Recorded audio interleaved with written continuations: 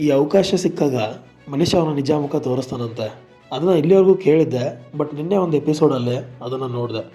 ಹೌದು ಗೈಸ್, ನಿನ್ನೆ ಸುದೀಪ್ ಸರ್ ಬಂದಿರ್ತಾರೆ, ಒಂದು ಅಪಾರ್ಚುನಿಟಿ ಕೊಡ್ತಾರೆ.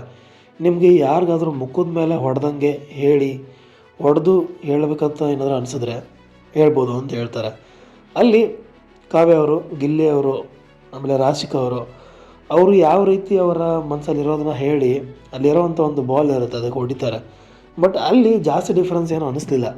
ಅವರು ವೀಕ್ ಡೇಸಲ್ಲಿ ಏನಾದರೂ ಜಗಳ ಆದಾಗ ಯಾವ ರೀತಿ ಮಾತಾಡ್ತಾರೆ, ಅವರ ಎಮೋಷನ್ಸ್ ಯಾವ ರೀತಿ ಇರುತ್ತೆ, ಎಕ್ಸಾಕ್ಟ್ಲಿ ನಿನ್ನೆ ಕೂಡ ಅದೇ ರೀತಿ ಇತ್ತು. ಬಟ್ ಇದೇ ಮ್ಯಾಟರು ಅಶ್ವಿನಿ, ಧ್ರುವಂತ್ ಹಾಗೆ ರಕ್ಷಿತಾ ಹತ್ರ ಬಂದಾಗ ಅಲ್ಲಿ ಅವರ ನಿಜ ಮುಖ ಗೊತ್ತಾಗುತ್ತೆ. ಹೌದು, ನಾನು ಮೊನ್ನೆ ವಿಡಿಯೋದಲ್ಲಿ ಹೇಳಿದ್ದೀನಿ, ಅಶ್ವಿನಿ ಅವ್ರಿಗೆ ಗಿಲ್ಲಿ ಅವ್ರಿಗೆ ವ್ಯತ್ಯಾಸ ಏನು ಅಂತಂದರೆ, ಗಿಲ್ಲಿ ಆಟಕ್ಕೋಸ್ಕರ ಜಗಳ ಮಾಡ್ತಾರೆ, ಅಶ್ವಿನಿ ಅವರ ವ್ಯಕ್ತಿತ್ವದಲ್ಲೇ ಜಗಳ, ಆರೋಗ್ಯನ್ಸ್ ಅನ್ನೋದು ಇದೆ ಅಂತ.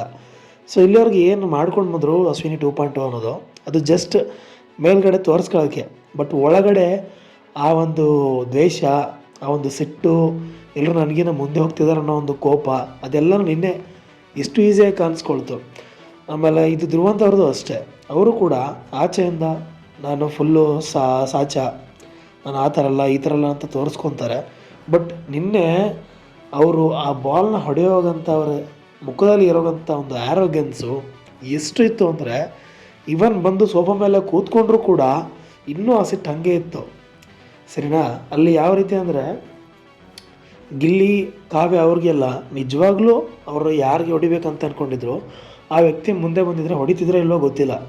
ಬಟ್ ಅಶ್ವಿನಿ ಮತ್ತು ಧ್ರುವಂತ್ ಅವರು ನಿಜವಾಗ್ಲೂ ಸುದೀಪ್ ಸರ್ ಅವರು ಹೊಡಿಬೋದು ಅಂತ ಒಂದು ಅಪಾರ್ಚುನಿಟಿ ಕೊಟ್ಟಿದ್ರೆ ನಿಜವಾಗ್ಲೂ ಮುಖಾಮುಖಿ ಹೊಡೆದಾಕ್ತಿದ್ರು ಅನ್ಸುತ್ತೆ. ಆ ಥರ ಒಂದು ಬಿಹೇವಿಯರ್ ನಿನ್ನೆ ನೋಡಿದೆ.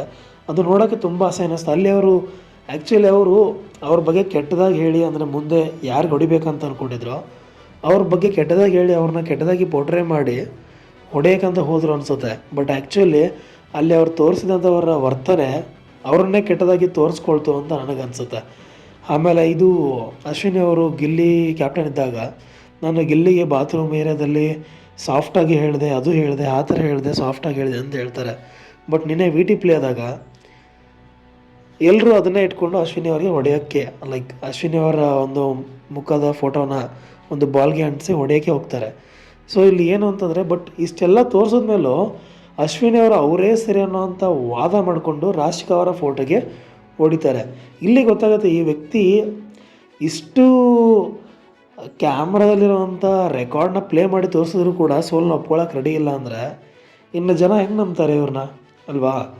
ಅಲ್ಲೇನೋ ಗಿಲ್ಲಿ ಮತ್ತು ಅಶ್ವಿನಿ ಅವ್ರು ಇಬ್ಬರೇ ಇದ್ದರು, ಸ್ವಲ್ಪ ಜನ ಅಲ್ಲಿರೋರು ಅಶ್ವಿನಿ ಅವ್ರು ನಂಬಿದ್ರು, ಸ್ವಲ್ಪ ಜನ ಗಿಲ್ಲಿ ನಂಬಿದ್ರು. ಬಟ್ ವಿಡಿಯೋ ರೆಕಾರ್ಡ್ನ ತೋರಿಸಿದ್ರಾಗೂ ಕೂಡ ನಾನು ಸಾಫ್ಟಾಗೇ ಮಾತಾಡಿದೆ ಅಂತ ಸುಳ್ಳನ್ನ ವಾದ ಮಾಡ್ತಾರಲ್ಲ. ಸೊ ನನಗೇನು ಹೇಳಬೇಕಂತ ಗೊತ್ತಾಗ್ತಿಲ್ಲ. ಸೊ ಇಲ್ಲಿ ಎಷ್ಟು ಜನ ಅಶ್ವಿನಿ ಅವ್ರಿಗೆ ಸಪೋರ್ಟ್ ಮಾಡ್ತೀರಿ, ಎಷ್ಟು ಜನ ಗಿಲ್ಲಿಗೆ ಸಪೋರ್ಟ್ ಮಾಡ್ತೀರಿ ಅಂತ ಗೊತ್ತಿಲ್ಲ. ನಾನು ಯಾರಿಗೂ ಸಪೋರ್ಟ್ ಮಾಡ್ತಿಲ್ಲ. ಬಟ್ ನನ್ನ ಪ್ರಕಾರ ನಿನ್ನೆ ಧ್ರುವಂತ್ ಅವರ ಒಂದು ಆ್ಯರೋಗೆನ್ಸು, ಅಥವಾ ಅಶ್ವಿನಿ ಅವರು, ಅದು ಆ ರಾಶಿಕಾ ಅವ್ರ ಬಗ್ಗೆ, ಜಸ್ಟ್ ರಾಶಿಕಾ ಅವರು ಅಶ್ವಿನಿ ಅವ್ರ ಬಗ್ಗೆ ಏನೋ ಒಂದು ನೆಗೆಟಿವ್ ಆಗಿ ಹೇಳಿ ಹೊಡೆದ್ರು ಅಂತ ಬಾಲ್ಗೆ ಅಶ್ವಿನಿ ಅವರು ಅದನ್ನೇ ಇಟ್ಕೊಂಡು ರಾಶಿಕಾ ಇಲ್ಲಿ ಏನೋ ಕನೆಕ್ಷನ್ ಬೆಳೆಸ್ಕೊಳ್ಳೋದು, ರಘು ಅವ್ರ ಮೇಲೆ ಮಲ್ಕೊಳ್ಳೋದು, ಅಸಹ್ಯ ಅನ್ನೋ ಥರ ಪೋಟ್ರೆ ಮಾಡಿದಾಗ ಪಾಪ ಆ ಹುಡುಗಿ ಕಣ್ಣಲ್ಲಿ ನೀರೇ ಬಂತು ಆಲ್ಮೋಸ್ಟು. ಸೊ ಒಂದು ಹೆಣ್ಣಾಗಿ ಇನ್ನೊಂದು ಹೆಣ್ಣು ಬಗ್ಗೆ ಆ ಥರ ಮಾತಾಡಬಾರ್ದು.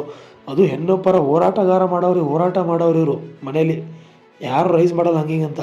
ಇವಾಗ ಅವರೇ ಆ ಥರ ಮಾತಾಡಿದಾಗ ಇನ್ನೇ ನಿಜ ಬೇಜಾರಾಯಿತು ಪಾಪ. ಇಲ್ಲಿ ನಮಗೆ ನೋಡೋರಿಗೆ ಅಷ್ಟು ಬೇಜಾರಾದರೆ ಅಲ್ಲಿ ಕೂತ್ಕೊಂಡು ಅದನ್ನೆಲ್ಲ ಕೇಳಿಸ್ಕೊಂಡಂಥ ರಾಶಿಕಾ ಅವ್ರಿಗೆ, ಅವರ ಫ್ಯಾಮಿಲಿಯವ್ರಿಗೆ ಎಷ್ಟು ಬೇಜಾರಾಗಿರುತ್ತೆ. ಸೊ ಏನು ಮಾಡೋಕ್ಕಾಗಲ್ಲ, ಅದೇ ಅವಕಾಶಗಳು ಸಿಕ್ಕಾಗ ನಿಜ ಮುಖ ಆಚೆ ಬರುತ್ತಂತೆ. ಅದು ನೋಡಿದೆ ಅಷ್ಟೇ. ನಿಮಗೂ ಹಾಗೆ ಅನಿಸಿದರೆ ಕಮೆಂಟ್ ಮಾಡಿ, ಹಾಗೆ ಚಾನಲ್ ಇಷ್ಟ ಆಗಿದ್ದರೆ ಲೈಕ್ ಮಾಡಿ.